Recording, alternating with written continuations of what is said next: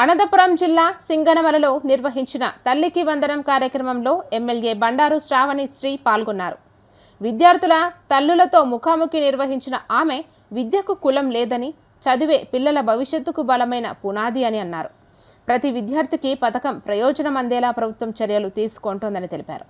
ప్రభుత్వ పాఠశాలల్లో నాణ్యమైన విద్య అందుబాటులో ఉందని తల్లిదండ్రులు తమ పిల్లలను ప్రభుత్వ బడుల్లో చేర్పించాలని పిలుపునిచ్చారు. చేసుకున్నారా?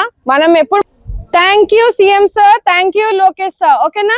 Thank you CM sir, thank you Lokesh sir, thank you CM sir, thank you Lokesh sir.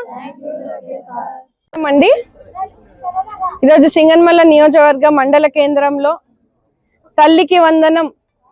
ఈరోజు ప్రతి తల్లికి కూడా ఆ వందనాన్ని అందుకొని ఈరోజు ఆ బెనిఫిషరీస్ ఎవరైతే ఉన్నారో వాళ్ళందరితో కూడా ముఖాముఖిని నిర్వహించడం జరిగింది. స్థానికంగా ఉన్నటువంటి తల్లులతో ఈరోజు కూర్చొని కూటమి ప్రభుత్వము ఎలక్షన్ హామీగా ఇచ్చినటువంటి పథకము ప్రతి ఒక్కరికి అందుతుందా, ఆ అందిన స్కీమ్ ఏదైతే ఉందో ఆ డబ్బులు వాళ్ళకి ఎలా ఉపయోగపడుతుంది, అదే విధంగా ఎవరికైనా ఇంకా పడలి పక్షాన ఏ కారణం చేత పడట్లేదు వాళ్ళకి